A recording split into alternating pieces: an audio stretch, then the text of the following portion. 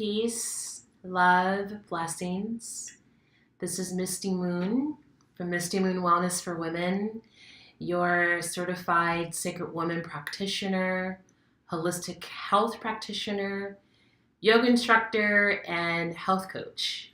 And this is my weekly wound wisdom that I have to offer to you, where every week I'll be offering just words of wisdom that are either coming up from various topics from clients I work with throughout the week, or just something that's touched me through inspiration.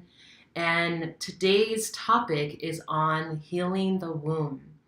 I just completed an incredible 3-day training with an amazing woman that we call Mama Sinovia Muhammad, who is based out of Alabama. And she came to Oakland, California, and we did a 3-day womb yoga teachers training certification with her, where we studied, it's based in Kemetic yoga tradition. And so we embodied the various Kemetic goddesses within us. We use affirmations, we use sacred vibrations and sacred movement with the intention of healing our womb and reclaiming ourselves as the ancient goddesses that we are. And it was powerful, really powerful. And one of the things that Mama Sinovia discussed with us that I thought was really deep, and this is really what I wanted to focus on for this week's Womb Wisdom, is the concept of what's called the mitochondria DNA. And you can look this up. There's actually scientific research that can support this. So as we know that when it comes to the DNA and the chromosomes, we have half of it from our fathers, half of it from our mothers. But there's one part of the DNA, which is called the mitochondria, that is only passed down from mother to daughter. Okay, so what that means is that we carry our grandmother's energy, our great-grandmother's energy, our great-great-great-grandmother's energy, and so on and so on and so on. We also carry the energy of our future daughters and granddaughters and great-great-granddaughters and so on and so on. So oftentimes when you're finding that there's this particular trigger or pattern or memory that just comes out of nowhere, oftentimes it might not even be yours, but it could be your grandmother's or your great-grandmother's or great-great-grandmother's or so on.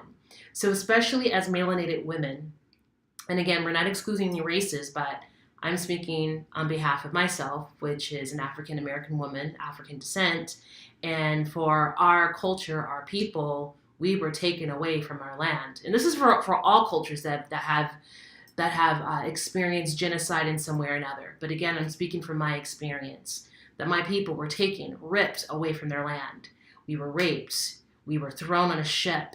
We were sailed across the seas. We were sold into slavery. We were forced a different religion. We were forced different languages. We were beaten in front of our children. We were forced into incest with our various family members. And so all that is embedded in our DNA. And so when we reflect on the challenges that we face, especially as people of color, let's remember why there's so much passion within the struggles that we face. But the beauty of this is that it can be healed. It can be recorrected. And there's something very, very deep about the power of forgiveness. And this is something else that Mama Sinovia had taught us during our womb yoga training. So how do we heal the womb? We heal the womb through becoming conscientious of our bodies.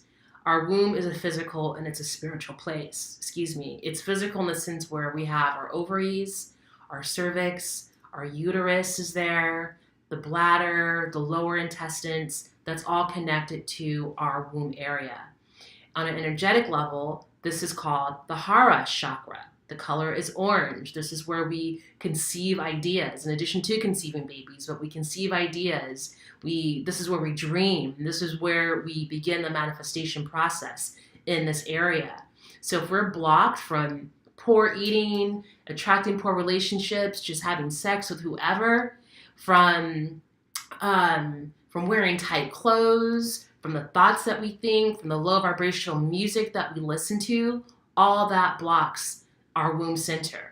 And when that's blocked, we can't manifest. When that's blocked, we get fibroids. When that's blocked, we get cervical cancer. When it's blocked, we get yeast infections, and so on and so on. So again, what makes it even more profound is that it's not just about healing ourselves in this physical present moment, but when we heal our wounds, we heal the trials and tribulations and the trauma that our great-grandmother experienced. And we break that chain and create a different, new, healthy vibration for our future offsprings to come. So we heal through our womb healing. We heal the past, the present, and the future. So I want to end on this note. Mama Zenobia, the beloved that led the womb yoga class, and it's called Ma'at Yoni. Ma Yoni At Womb Yoga is the name of it, and we embody Ma'at. Ma'at is the Kemetic principle of order, of balance, of harmony, of relationships. And so she's known as holding the feather here as a reminder to keep our hearts light as a feather, to be very conscientious about the things that we say. And the myth behind Ma'at is that when one passes and they're getting ready to be judged, that she takes the feather in their heart. And if your heart is light as a feather, then you're able to ascend to the next evolution. So within the Kemetic culture, they have what's called the 42 laws of Ma'at. And really, the 42 laws of Ma'at are like 42 affirmations. I will not kill. I would not be an adulteress. I would respect all sacred land. I will be respectful to children and to animals. I will be balanced. And the 10 Commandments, which is what's in the Christian Bible, was based off of the 42 laws of Ma'at. So Ma'at is everything. She's balanced.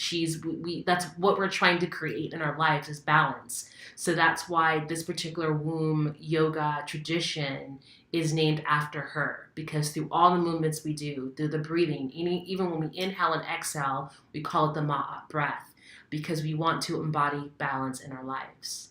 Okay? So I want to read something. Mama Zenobia's daughter, and forgive me for pronouncing even her name wrong, Sa-Ra Sabuhui, and it's called Yoni Steam, Divine Feminine Hygiene. Okay, so this book is primarily on Yoni steams, the science of Yoni steams, but then she goes into the beginning of the book about the spirit of the womb, and this is something I want to share with you. Another special and different aspect of our womb is that our eggs are inside of us when we are inside our mother's wombs. So whatever our mother's experiences, lifestyle, or energy has a direct effect on not only us, but our daughter, whose eggs we already have within our bodies. So essentially, we carry not only our daughters in our womb, but our grandchildren to come from our granddaughters as well. Genetically, through the mitochondria DNA, we too gain the DNA from the matriarchal lineage of the wombs. This is the only DNA that stays the same generation after generation, and is only able to be transferred through the lineage of the womb, not able to be done through our masculine counterparts.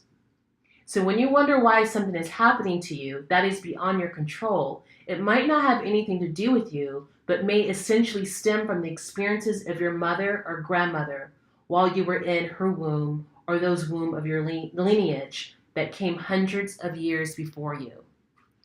So deep. So, again, we can break the chain through healing us. It's not just an esoteric statement, but there's a science to it. So, my prayer and my vision for myself and for all my sisters out there is that we start taking our wombs seriously, that we make our womb vitality, our womb health a priority in our lives. Because when we are healed, then we can heal our children, we can heal our mates, we can heal the generations to come. So this is really deep, deep work. And all it has to do with just being connected, listening to your body, being conscientious about the things that you eat, meditating, connecting to your spiritual self, setting an altar, connecting with your ancestors. So this weekend was really powerful. I recommend that if there's anyone that offers any kind of womb yoga, womb massage in your town, to definitely look into it. If you live in Georgia, in Alabama, I'm not sure exactly where Synovia is, but this is Synovia's book that she wrote, A Journey to Forgiveness. I'm just now getting started. So it's Synovia Halima Muhammad. So look her up, check out her website. This woman is extraordinary. I mean, my life, I even had an experience during the training. I've been healing fibroids for the last year, and I feel like I pretty much have dissipated it completely. And I'm one of my visions for that by the end of this year is to bear my first child. And the spirit of my child came through this weekend from doing this work. And it was a lot of just stretching, like a lot of squats and forward bends and just saying really positive affirmations.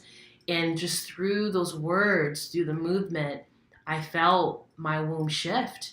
And I felt the spirit of my child say, okay, like we're getting close, and thanking me for doing this work so that it can have this healthy, stable home to be able to come through.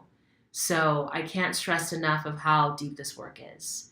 So anyway, that's my weekly womb wisdom for this week. And I'm just sending you just all the highest positive vibrations, just sending you love and health, vitality, and just clearing out any negativity. Just enough is enough. It's time to change our stories. So I hope that you find this inspiring in some way. Okay, until next time, peace and love.